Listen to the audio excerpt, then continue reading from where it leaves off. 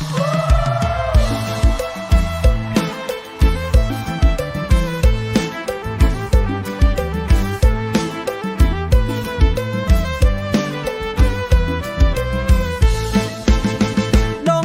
ង្កាយខែរះអើថ្មីចូលរដូវថ្មីភ្លៀងធ្លាក់ដើមខែភ្លៀងធ្លាក់ដើមខែកលេចឃើញភ្លៀមរៀមគួរចិត្តស្នេហ៍ប្រឡោមថ្នមថែមានស្នេហ៍ម្ចាស់ថ្លៃ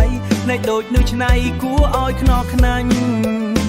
បងអ្នកឯកភ្នំស្រឡាញ់ស្រីមុំដងស្ទឹងស្រីមុំដងស្ទឹងសង្កែស្លៀកក្លះសម្ពុតបត់ឲ្យវោះបាក់ខែមកសំសួនណាស្នេហ៍សំសួនណាស្នេហ៍ឈរក្បែរមាត់ស្ទឹងរៀងតូចច្រលឹងភ្លឹកភ្លាំងកាយា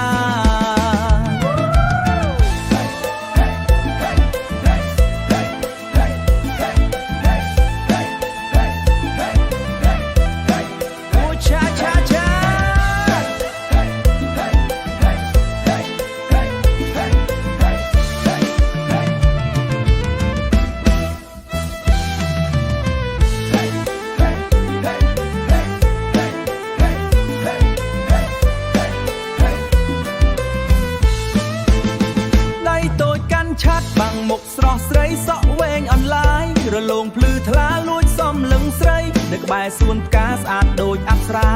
ទីតាសួរបេះដូងញាប់ញ័របេះដូងញាប់ញ័រអង្វរសុំស្នេហ៍ក្រមុំមានស្នេហ៍ចង់ចូលចែជើដណ្ដឹងស្រីពៅស្រស់ស្រីជីវ៉ាបិណ្ឌភ្ជុំរួចហើយប្រាប់ដល់យាយតាថាស្រស់កនេះថាម្ចាស់ដួងចិត្តថាម្ចាស់ដួងចិត្តបងកំលួងឯកភ្នំក្រមុំស្ទឹងសង្កែ